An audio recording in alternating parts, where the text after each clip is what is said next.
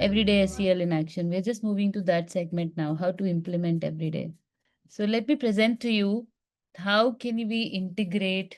I'll just give you 5 very simplistic rituals you can try in your classroom. The first one starts with emotion check-in, right? Check in whenever children come in, just quickly ask, what's one word for how you feel today? Like we did in the very beginning. So you may try to bring variations by asking about if your mood has been a weather, what will it be? If you want to share an emoji and let me know how you're feeling today, what will be that? Or if you want to just use your facial expression to help me see how are you feeling. So children will really surprise you with so many things. They'll really be authentically present to you. So not many times I have words to express how I'm feeling, but the non-verbal also speaks a lot, right? So it helps students build emotional vocabulary and presence. When you keep doing it every time as a culture of your class, it really helps our children. And the other is the second strategy that I would like to present to you will be gratitude circles. In the end, simply ask, what are you thankful for today? One thing. These all seem very simple, but trust me, the world needs to go back to the simple things, which have a deeper and more impactful impact, right? More impactful function in the world. What is one thing you're thankful for today? Which is simple, quick, and very transformative for the classroom culture, which might be, I would say, model it first. So, as a class teacher, I might start with the check in when I take my attendance. I might say, okay, how is everybody feeling? One word I want to know. It will just take 5 minutes, trust me. You don't have to ask everybody. Let them show it to you, right? And the other could be when you close, whichever s- space you have in your classroom as a class teacher, if you go back, if not as a subject educator, you may simply ask, what's one thing you're grateful today?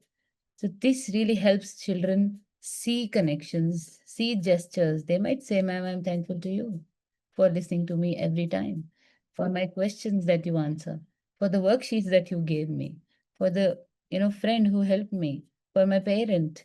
So many things. It just begins with a little practice every day, right? So gratitude circles. If circles are not possible, have gratitude posts, right? So ask them to write and put it on a wall. Post-its. That also works beautifully, right? And the last one, the third, sorry, the third one is a mindful pause, right? So if I ask all of you to simply every lesson when you begin, uh, think of the time when children are transitioning from one period to the other, one class to the other. They come, they rush, and they're simply with that kind of energy that they need to first relax, come back, gather yourself. That used to be my favorite practice. I've tried it with grade 8 students, I've tried with 6th, with 12th, with everyone. Feels like a little push, but eventually they start valuing it. So even I, as a teacher, get to take a pause. Why not? It's for me also, right? Remember, don't see yourself separate from the practice. We are part of the practice. And then only we can model the practice. Okay? So quiet breathing, just relax. This energy which is just moving around, tell them to calm down. Give them time.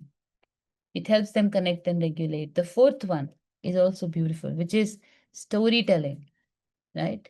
Simply, if you are a language teacher and if you are even not a language teacher, any other subject that you take, or you have, newspaper articles, or you want to talk about a scientist, a mathematical character, anybody, simply bring the stories in the class.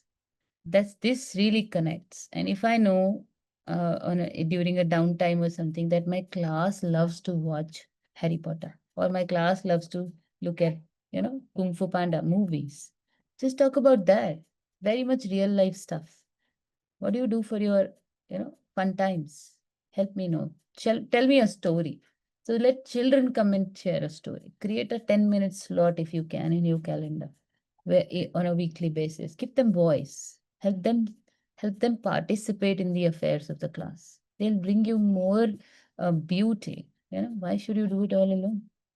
Go create. Help them. Give them platform. Trust me, they use it pretty well. We just have to train them a little bit on how to be respectful and how to use this space beautifully. So, and the reading Diary of a Wimpy Kid, if I remember a child who reads this book because he also feels like this character. So then I say, okay, what's the feeling? So remember social emotional vocabulary. So what's the feeling? I'm feeling agitated. I feel isolated. I feel alone. I feel betrayed. I feel bullied. And what is it that you can do to help this problem? So then they will start thinking. That's problem solving, that creative solution, right? So where in my curriculum do I have that space, right? Which subject is actually asking me? There are hots and lots questions. There are also a lot of assertion and reasoning questions. But when are we practicing it?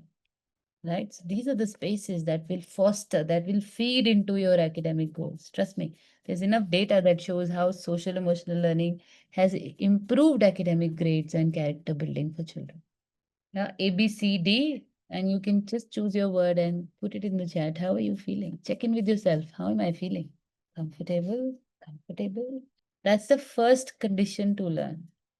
In all my practice, I realize it's very, very late, focused, great, that, and also comfortable, that it's so important to be comfortable. We do say that growth happens outside the comfort zone, but who wants to leave? That's a very different connotation. But I need to feel safe. I need to feel comfortable with whatever is being presented to me. Only then I can learn. Remember, it's a two-way street. In fact, multi-way. Right? So children need to be comfortable with each other. That's why check-ins are very important. How, as a teacher, will you understand? Will you see a warning before the storm comes through these check-ins?